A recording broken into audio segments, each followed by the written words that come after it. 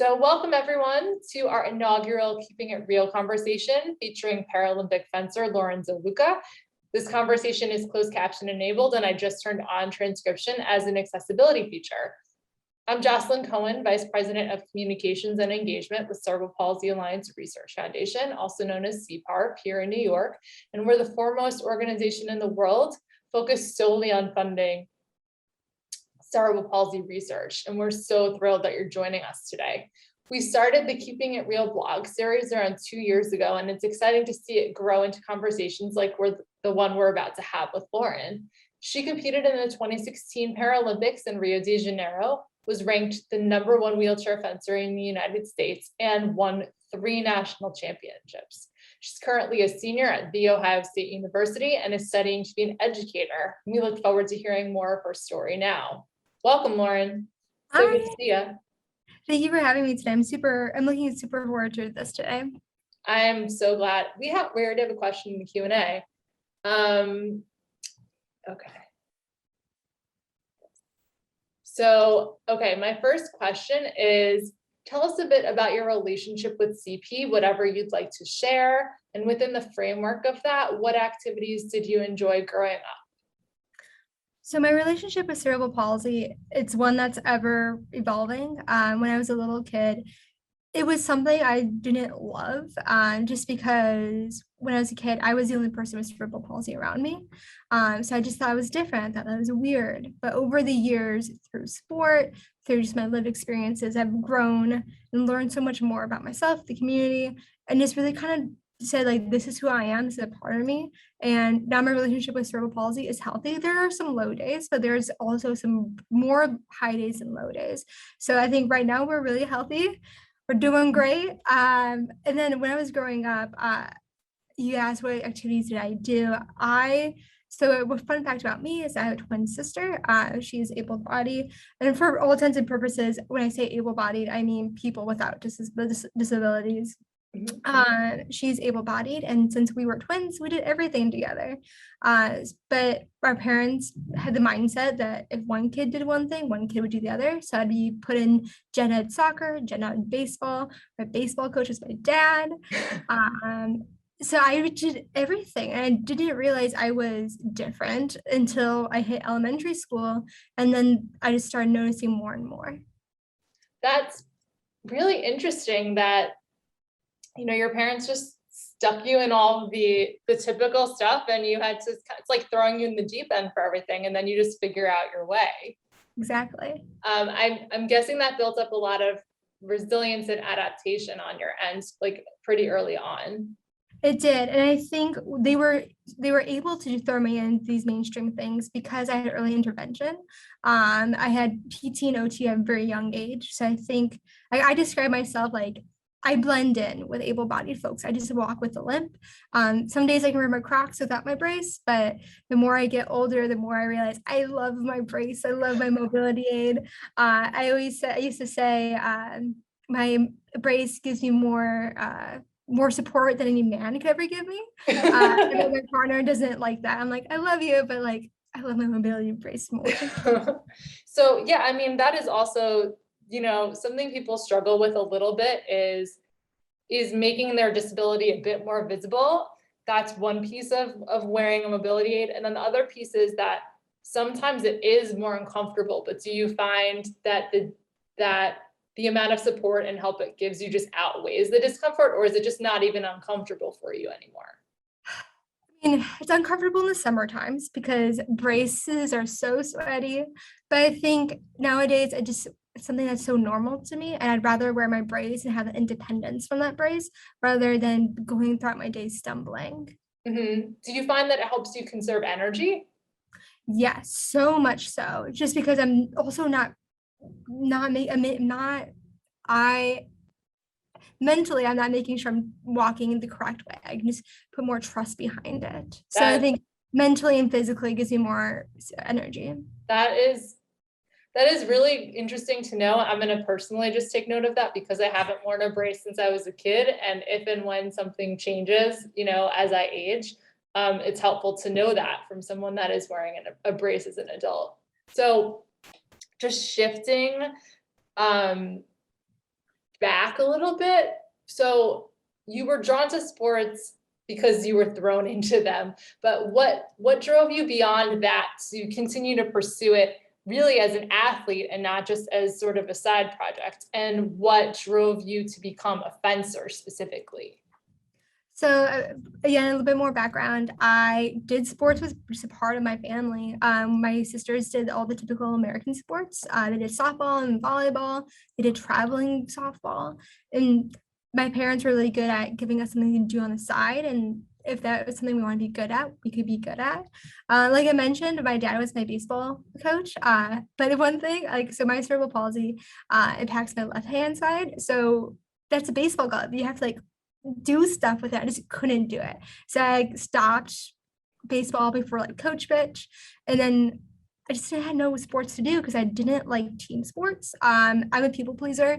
I like pleasing people, and I never liked the potential to let people down. So I was really looking for a sport that could just be me, solo me. If I failed, I wasn't feeling anyone else. So I found fencing, just thought that would look cool. Like, why not? It was sword fighting. So then I started fencing as an able-bodied fencer. Started was like 9 years old.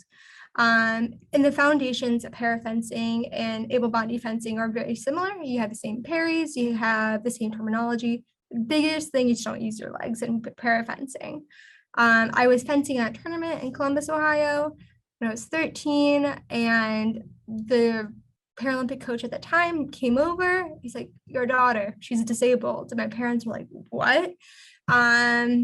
So then he gave me the opportunity to go attend a camp for the wheelchair fencers. And then the rest was history. It was actually really ironic at that point when I was 13, I thought about quitting the sport because physically I couldn't keep up with my peers. I was putting the same hours as them into the gym. When it came to competition, how fencing is, you do your pool play and your direct elimination and finals all in the same day. But by the time in the pools, I was so tired, my legs could not keep up. So I was getting really frustrated, and I thought, if I'm not doing well, I should just quit. But then the opportunity to adapt to sport came up, and I was good at it. Like you said, I then went on to win 5 national titles. I was a Paralympian. So it was a really, really cool journey. Can you tell me and us a little bit more about fencing? You used a bunch of different terms there. So there's pool play, there's parrying, can you take us through sort of what that would mean in a typical day of competition? And then I'll get back to kind of nitty gritty stuff, but I think it's really fascinating for people to just learn a little bit about fencing. It's not something everyone knows a ton about. Yeah, so fencing was like one of my first loves. I fell in love with it because it's just the way you can master a skill, such as sword fighting. So a parry is a way you take a blade and like kind of block. And basically the tinier you could get it and the faster you could get it, the better you were. And I just love that whole, like, if I put more time into this, I'll just get better. And then, so a typical fencing tournament, you have pools. Pools is where like you fence, let's say about 5 people, all 5 people, you fence them for a total of 5 points. And that could go for 4 to 5 or 5-0. And that lasts 3 minutes and about. So you're fencing people for 3 minutes for 5 touches. And then after pools, you might have to do pools again. All depends on the format of the tournament. And then after pools, you get put into a table, and then you have to do direct eliminations. Direct eliminations in fencing is either 3-minute bouts, okay, or first 1 to 15.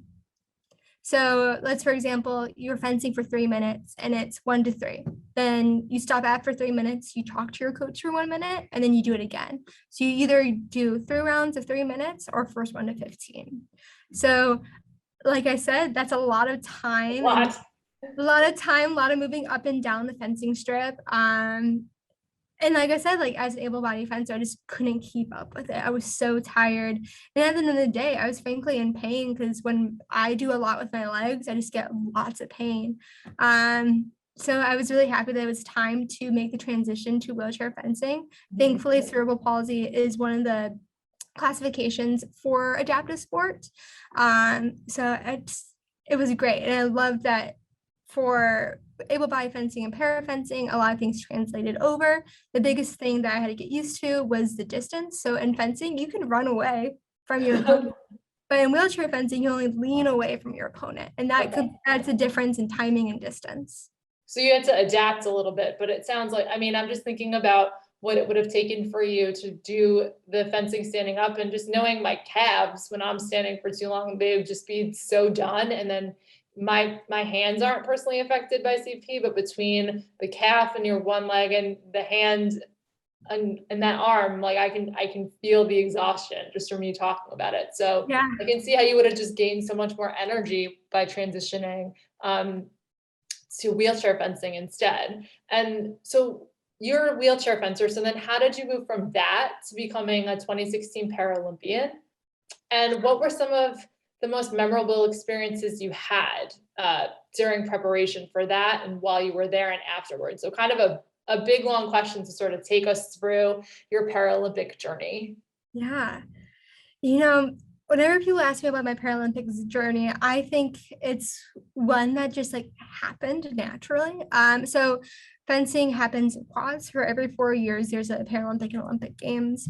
I went through the necessary like checklist of like how many tournaments I had to go to. So at that time, I had to go to a World Cup in each zone. So the zone would be like the continents. So there's the America zone, there's a Europe zone, there's an Asia zone. And then I won our Pan American Championships. The qualification system has changed. I don't know what it is at the moment, but it was a lot of grit, hard work, a lot of hours in the gym. I was in high school at that time. A lot of like go to school, do my homework, go to the gym. But the thing is, I loved the sport and I loved being good, to be honest. It was a good thing that taught me like hard work. If you put in effort, you're going to get results. It was the funniest thing though is I never went to World Championships, but I always qualified for World Championships. I never went to World Championships because of marching band. I was in marching band and I was like, when's the next time I could be in marching band? There's all the time in the world for World Championships. And I think back now as a 22-year-old and go, I should have gone to World Championships. Was that a decision that you just made on your own? Did your parents leave that to you to Yeah. like kind of, because you were part of, one was it's kind of going back to the team sport thing almost. One was your solo mission and the other thing was your team, and you didn't want to let your team down. Yes. And I think I said, I'm going to choose this high school experience because I thought at that time high school was the world. And truthfully, all my friends from high school now are still my band kid friends. I just thought like, when's the next time I can be a kid again? And I was like, let's do marching band because I'm very happy with that. And I think at the time was the greatest choice for me. I'm fascinated also that you did marching band, because that also requires a ton of coordination, like movement, doing several things while you're moving. And my CP brain on my end over here is exhausted for you. So let's just say I didn't play well. I just faked it till I made it. Yeah, so that's a little bit about like preparing for the Paralympics. What's some of the most memorable things you experienced while you were there? While there, I think it was the first time in my life that like we were all the same, that like being disabled was normal, and being disabled is normal, but normal in the sense that everyone was experiencing the same thing. It was the first time that I got to talk to people like me to like discuss like, does this happen to you? And I think that's my favorite thing about cerebral palsy is that it impacts people so differently, but we all have commonalities. And I think just also just noticing other disabilities around me and just thinking how cool this is and how cool that we are on such a high level sport. And just like the conversations too. I think so. One of my teammates, who I got to know through fencing, she's an older person, but at that time I needed sort of like a mentor that was disabled that I could ask questions to, like, does this happen? Like, how should I know she go through this? And I think that allowed me to like realize I need to advocate for myself more and normalize things too. That's a really valuable takeaway. You know, I always advocate for people having as many friends with CP as they can, just because our experience does differ and we're just like one gigantic Venn diagram with little overlaps here and there. And you have to always wonder, like, is this a CP issue? Is this an age issue? Is this a something else issue? I don't know when I kind of take a survey of my friends. And so I guess one big piece of it, in addition to knowing and learning you have to advocate for yourself, is like kind of gathering that crew. And there is some real power in having just general disability conversations as well, with people with all kinds of disabilities and experiences, because this world isn't really built for disabled folks. Exactly. I think that was my favorite thing. So I also side story. My minor is disability studies. In my introductory class, she said, all of your experiences are valid. I said, I'll give you 100% if you just like submit a story about your experience. I've used that so many times in that class. I was like, this as a disabled person, this is how I view it. And she's like, 100%. It's like, thank you. Easiest A ever. Wow. Just out of curiosity, does your disability studies professor have a visible disability?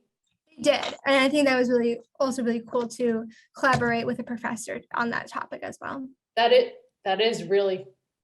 fascinating, and that makes me happy that it was someone with lived experience teaching that class. And then just one more thing specifically about just your general experience in the Paralympics. Did you have a memorable experience afterwards, like either relationships or travel or just even continued friendships afterward? Paralympic afterwards. Honestly, the community, like you're bonded for life about like what happens. Like for the 2020 cycle, I was able to like talk to people about their experiences and just talk more. And I think that's one good thing about the Paralympics is they've gained in popularity, and my heart just gets so happy about that. Because now we see Jessica Long, who's a amputee swimmer, and she's on national ads, and I didn't get that as a kid, and I just love it. I think my favorite Paralympic memory after my time in Paralympics was seeing the growth of the Paralympic movement. Thank you for pointing that out, because representation is a really huge thing, and you don't necessarily even realize you're missing it until you suddenly see some version of yourself somewhere else, and it can kind of take you by surprise and kind of push you back a little bit, and you realize, wow, I went how many years without ever seeing someone like me.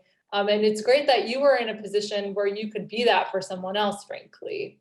So as far as the logistics of the Paralympic Games go, and talking a little bit about how the world isn't necessarily built for disabled people, what was the accessibility like in Rio, like on public transportation and within the games themselves? Yeah. Full disclosure, all Olympic and Paralympic villages all have problems just because people don't know what's going to happen. Right. But that being said, it was the most accessible place in the world. Like Braille was everywhere, guides were everywhere. Needing help was okay. Asking for assistance was okay. It was normalized.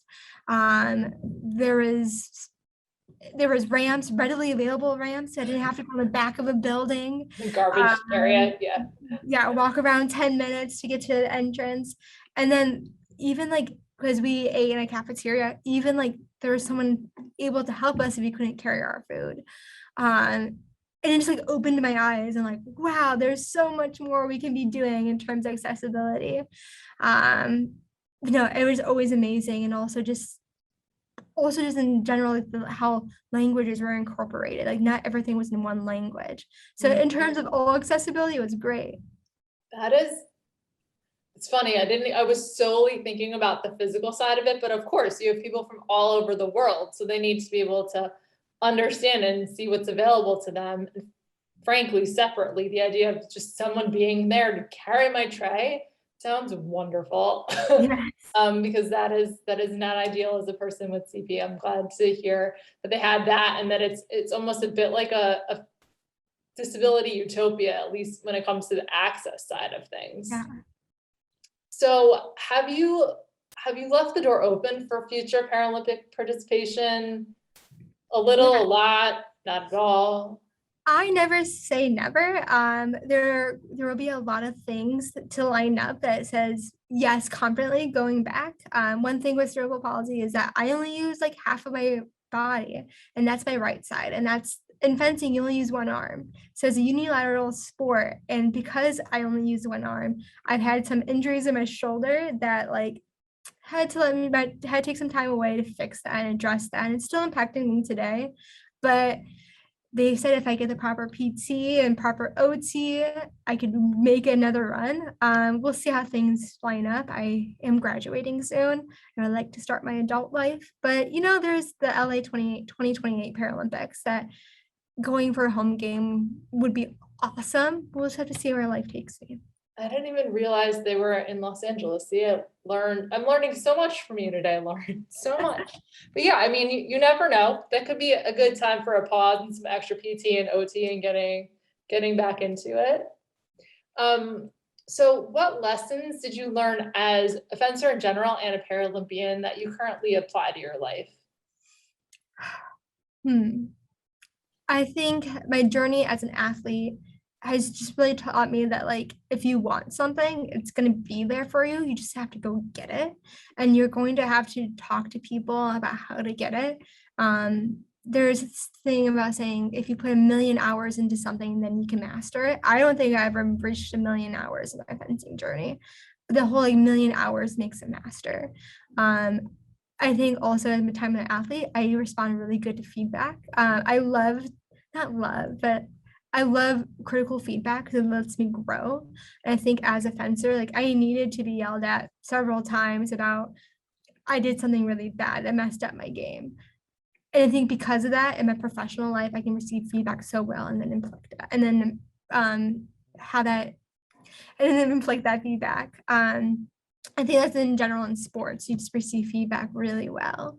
And then as a Paralympian, I think that title is so special that I think now I've taken it as more of like I'm using this title to advocate for people like me.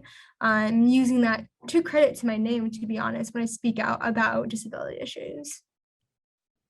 That's all important stuff to learn from that experience. And I think that's really a great use of having the word Paralympian able to come before your name. It gives you a certain cachet that you can use really to lift other people up. And I appreciate that you're using it for that reason. And again, you touched on this a little bit earlier. So if there's anything you want to add, go ahead. But what were your interactions like with other Paralympians, both from the US and around the world? Like, I know that you shared stories, but is there anything else that's worth sharing here? I think around the world was interesting, meeting athletes, just because in other countries, like ADA is not a thing. Like ADA is not perfect in the United States, but it's better than what other people are going through. But then at the end of the day, that's just more a push to like really advocate, like we are human beings. We deserve the right to go into buildings that our able-bodied peers are going into. And I think then on the United States side, it's just been more of like interacting with people, making sure like that happens for you, and like also learning like things that might help me. Like one person had a cool aid one day, like a button opener, not button opener, a button tool to help button a shirt. Yes. And I never knew that existed until they showed me it. I was like, my mind was blown. And I think that community, like we said earlier, like once you have other people, disabled people in your circle, things get so much easier. Navigating life becomes so much easier because you have people that have similar lived experiences that could help you. And then keeping those relationships, as the years go on, different things are going to come up and you can continue to have those conversations, and say, how are you adapting to this or that or the other thing? Or like, has this happened to you and how did you deal with it? Yeah. And one of my newest relationships I have with someone is that we were both young when we started our careers as athletes. but we were young. Our bodies were great in shape. But now we're talking about how our bodies have changed through womanhood, and how like some thoughts are in our heads about like, does motherhood fit into this? Does this happen to all women? So we call it like just crip girly things. We talk to each other. So it's really nice to have that conversation. Like, this is not a CP thing, but it's a thing about our lives that CP impacts. Like, we were talking earlier, Jocelyn, like how when I was 10, I was able to do something, but as 20 now, I can't do that. Bodies change, but our disabilities do not change. Yeah, I mean, and gathering your disabled groups and tribes, so to speak, that have overlapping experiences are really helpful. I have several friends with CP who are moms, and to hear what even like pregnancy was like for them, like that can often change your feet, that changes your balance, your center of gravity. Those are all things to contend with, like when you're pregnant, but also when you're growing up, your center of gravity totally changes, and that will affect like how you're moving through the world. So it makes sense that you were having those kinds of conversations, and it's really good to keep those relationships for that reason. And just because people are awesome, but it's just really helpful to have common experiences that you're sharing with folks. So, you just talked a little bit about how you started fencing when you were younger. What advice would you give your younger self about moving through the world with CP? Oof. What advice would I give myself? I think I want to say like I wouldn't give myself advice, because my experiences have shaped me who I am, and I think I need to hit quote rock bottom to get where I'm at. But I think what little Lauren really needed to hear was, one day you're gonna have shoes that you can fit with your brace and your normal foot.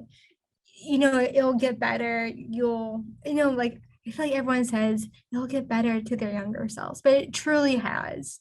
Especially with the shoe thing. Like, as a kid, I had to buy 2 pairs of shoes. I couldn't have the cool shoes that my sister had. I'd have like the white shoes with the arches. And now, like, Zappos Adaptive, free plug, you can get a size 7 in your right and a size 11 in your left foot. Just single shoes, same price as a normal pair would be. Yeah, the singles program is great. I mean, my issue is not so much size as I have CP on both sides. I have diplegia, but one side is worse than the other one. So that shoe just dies before the other one. So I don't need a new pair for my left. I don't need a new shoe for my left foot.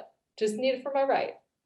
So like that's where it comes in handy too. But yeah, I can imagine the brace ups the size, 1 to 3 sizes or so? 3 to 4 in my experience. Oh my goodness. Yeah. Oh wow. So yeah, that's got to be super helpful. And then again, you can keep the shoe for your non-CP side for much longer than the CP side. I'm assuming that the CP shoe probably like it's tapped dead out sooner than the one on the other. Yes, this fall I finally got a pair of Converse shoes. My first pair of Converse. Oh my goodness. I was crying, honestly. I was like, this is the first time I can wear fashionable shoes. Converse are not comfortable I have them, but they're not super comfortable. But everyone's feet are different, and the amount of time you could take standing in a certain kind of shoe just depends. Style is pain, beauty is pain. I appreciate your sense of humor a lot. Staying on the advice front a little bit, what advice would you share with parents of kids with CP who want to be athletic? And or parents of kids with CP, period. You can kind of split it up into 2 if that makes sense for you. Let them fail, let them fall. I think sadly the world we live in is not built for us, but we're going to have to learn how to adapt it one way. I think we shouldn't be hover parents. Just let them experience life. They'll learn one way or another. And also like hook up with your other friends, other groups around you, adaptive sport. Get them an adaptive sport, because adaptive sport will be the one place they feel seen. And I think, like I said earlier, like the Paralympic movement is becoming more visible, which is great, because even at age 13, I didn't know I qualified to be a wheelchair fencer. And I think that's the lack of knowledge of the time we were living in. I say that like it was not 10 years ago, but it was 10 years ago. Like I didn't know I could do adaptive sport, um, other stuff I could give parents with CP, let them fail, let them fall, let them do what they want, if that makes sense. If they want to go do theater, do theater. Don't put barriers over a child that might not be there. Appreciate that. And I know like there are lots of kids with CP that want to do adaptive sports, and that's awesome. And then there are kids with CP that are like, movement is not my deal. I'm gonna go do arts or writing or theater. And really you're basically saying, you know, find all the different places and spaces where your kid might be comfortable and might thrive, and then let them sort of self-select what makes the most sense for them. And I think that also goes on the side of parents advocating for their kids as well. My parents really advocated for me to have a space and wherever I was, even if that was with IEPs, 504s, but also like my fencing gym at that time, I was the only wheelchair fencer. But like at that time, I already had a relationship with my coaches, and they're like, "Cool, let's just do it." And I think finding the people that support you too and think of stuff for you is great. Again, like people shouldn't assume what my body does for me, but having coaches and trusted adults around me that knew what I could do, and maybe they made sure the restaurant was handicap accessible for me. That goes such a long way. Doing the little like emotional labor pieces of calling ahead for different things so that you don't have to worry about it yourself is a really big thing. And then just in adulthood, even more so.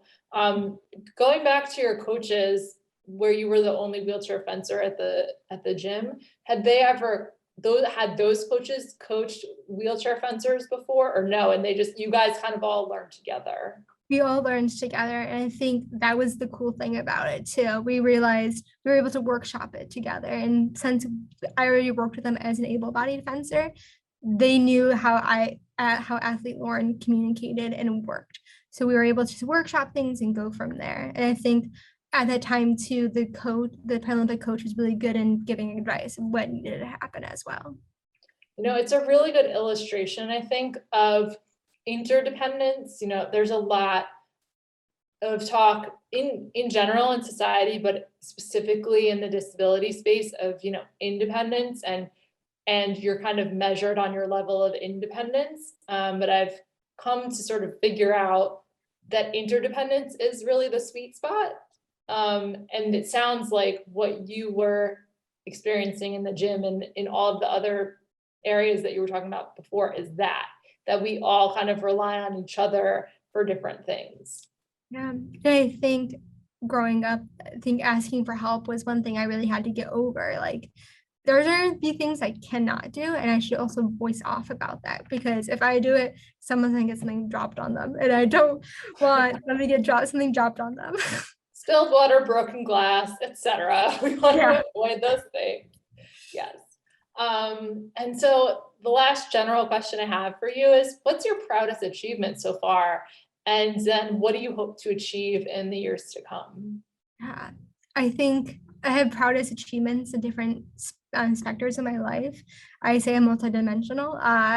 Like I'm proud of being a student. I'm proud of being a Paralympian, but also like I think of myself as a Paralympian in past tense, because not my all being. But in certain spaces, I am a Paralympian in that only. But so of course I'm proud of that. Like that's a huge thing to be proud of. But I think I'm proud of currently on November 8th, 2021, I am proud of my journey of how I did not like myself growing up because of cerebral palsy, but now like actually calling myself like a proud disabled woman. I think that journey is beautiful, and I'm very proud of it. And because I'm proud of it, I feel I can talk so much more about it, and I can advocate for myself and others, and kind of like sounding off on things like that isn't right. For example, like since I'm aspiring to be an educator, I know what kids would want and accommodations and like how that looks. And I remember one time telling a peer, I'm like, that won't work. And they're like, how do you know? I'm like, I just know, like, your accommodation, what you're thinking, really good in theory, but it won't work. It's really honestly moving to hear that your proudest achievement is your journey thus far. And it is a really hard road to get from a place where you don't like yourself or something about yourself, and then you're able to turn it around. I think it's something that persists in people, whether or not they have CP or a disability or anything. There's always going to be something. And it's not, we're sometimes told by society or general expectations that this something is the worst something, and we have to overcome that perception with, our own self-perception. And it, just hearing you talk about it is really moving to me. And I appreciate you sharing something like that deep and substantive. And, what do you hope to achieve, either personally or professionally, in the next whatever few years means? Like, it could mean a year, could mean 5, could mean 10. I don't mean to sound like a random person at a party asking you that question or something, but. Well, Jocelyn, you asked that at such a cool time, because like I said, I'm in my senior year at Ohio State, and I don't know what I'm doing. I'm getting my educator license, and I assume I get a teaching job, and I love teaching, but I think there's something more for me out there. But if I just teach the rest of my life, I'm happy about that. I just want to live my life like unexcusably. And I think I can do that because of my support network. My family, my sisters, my partner. My partner's so great. If I call it my CP episode, like pain at night. I'm like, oh, like my leg is hurting. He'll race out of bed, give me ibuprofen, give me a heating pad. And then my sister, like my twin sister, who legit my best friend, she just knows how I operate and how I think about myself and disability. So like some days she's able to like reframe any thoughts. My favorite thing she's ever told me about my disability was, everyone in my family has allergies besides me. And I always said, it's natural selection. I'm like survival of the fittest. And she's deadpan looked at me and goes, you're disabled. That's a good point. That's a good point. But I would never have gotten anywhere in my life without my support group, my partner, my sister, my parents who drove me everywhere, drove me to all my PT, all my PT and OT, who like watched me cry because of stretching casts. Like that's not fun to see your child go through, but I would never have gone anywhere in my life without my support group. I appreciate all of that, plus those casts. I know what you're talking about. They're not great. Yeah. They do what they're supposed to do, but they are massively uncomfortable. So that's the end sort of my formal questions. So I'm just going to ask, the folks who are watching, if they have any questions they'd like to ask, you can stick them in the chat or the Q&A. I think Lauren and I can have a 5-hour conversation on our own. It's fine. But so while we're waiting to see if anything pops in the chat or the Q&A, what are you most excited about in your senior year? School wise, because that is a time, that is a very special time. Yeah. I think what I have been really excited about is creating boundaries professionally. Because for me, like I have that background of like if you put time in, you're gonna get great reward. So I think back to my multiple years of undergrad, and it's like I just had a lot of fun. So I'm like actually having fun this year. Every Wednesday, I make sure I go and do trivia with friends, and I think that's just a special little thing that I love. I'm excited to see what the next step is too. I personally love trivia as well, so kindred spirit over here. One question is, assuming everything opens and like travel is reopened, where are a few places that you'd like to go that you haven't been yet? Oh, I don't know. I actually know this. I would like to go to the UK. My sister was supposed to study abroad, but then COVID happened. Then I would like to go to Ireland. My partner's family's from Ireland. I would just like to experience that with him. And then another place, I would like to go visit my sister in New York. I saw her a month ago, but like if anywhere in the world I could go, I'd like to go see her because she's my best friend. Is she in New York City? She's in Ithaca, actually. Okay. Oh, all the gorgeous. It's Yes, gorgeous and there's gorgeous. I don't mean to make the pun, but it's on all the shirts there and it's true. it is. It is. It looks like we do have a question. Yeah. Okay. So Michael asked, you said you think your future could be something more than teaching. Any ideas what that could be? Yeah. I say, like I said earlier, I'm a multidimensional person. I have a strong feeling about sport and about how to improve sport, especially in the collegiate scene. So if there's ever a chance to like shape up sport, like even that be adaptive sport, fencing, NCAA, I'm here for it. We'll see how that works out. If that is with disability advocacy, I'd also love that. I also like a big part of me is like I just want to treat others how they want to be treated. So like I might be speaking out soon about like the anti-trans sport bill in Ohio because I believe all kids should have access to sport. Sport holds a really dear spot in my heart.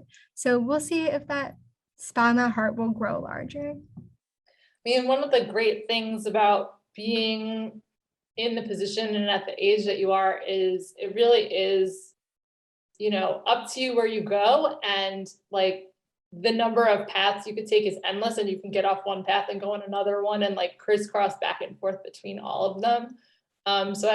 It's awesome to hear you're thinking about all these different things that take different types of energy and dedication.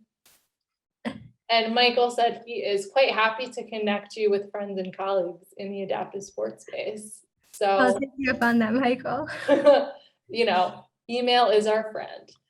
Yeah, I mean, there's so many different things in the sport and adaptive sport universe, and you know more of them than I do. There's diversity, equity, and inclusion. And then there's, you know, accessibility of all kinds. You were talking a little bit before about language accessibility.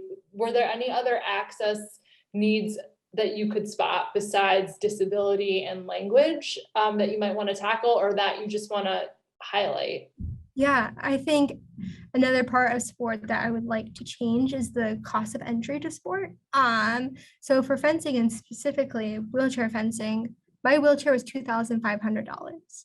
And then on top of that, my kit was so much money. And then I had to fence in two weapons besides one weapon compared to the Olympic side of things, just because of how the system was. So that adds up really fast. And I think money it runs the world. So I think whatever, like if I didn't have the finances that I had at the time and the support I had from like Challenge Athletes Foundation, I would not have gotten to the places I have because I would not be able to afford the equipment or going to the World Cups. So I think the cost of sport is really, we're missing out on some great athletes because of the cost of sport. Thank you for shining a light on that. I don't think it's something I had thought of in the depth that you just talked about it. How much does one weapon cost?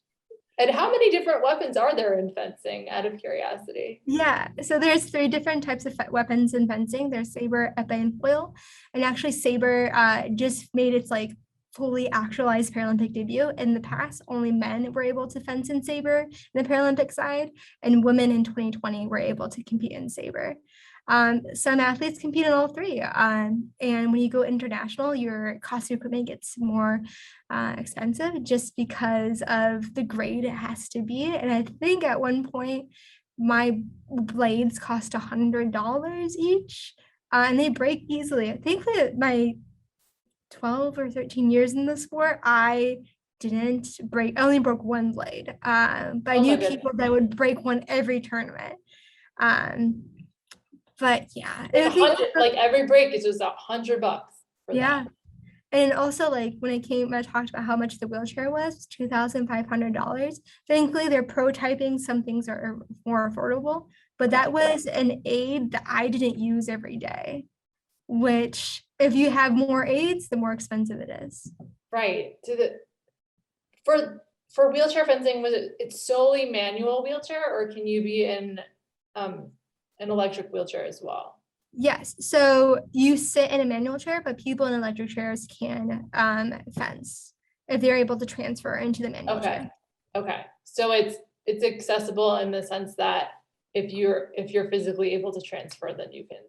Yes. I'm And wondering like if they could even just expand it to electric on electric, and like if that is yeah, something. I also wonder that. And the thing about the fencing chair though, it was different than a manual chair because it had to be higher up and skinnier. And so just the cost of excessive sports so Oh, expensive. skinnier. Like exactly the size of your bottom. Wow. So that you're not like sliding around when you're Yep. doing everything that, oh. Like I said, I was learning a lot from you. You continue to drop these gems.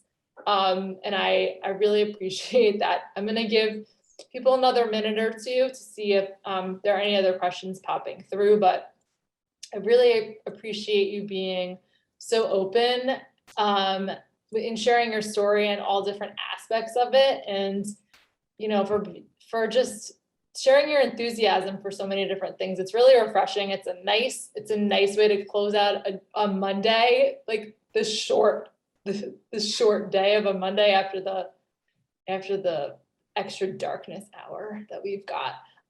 So before I close things out, I just wanted to give you space if there's anything else that you didn't get to share that you would want people to know. Yeah. Let me think. No, I think I dropped everything I wanted to drop.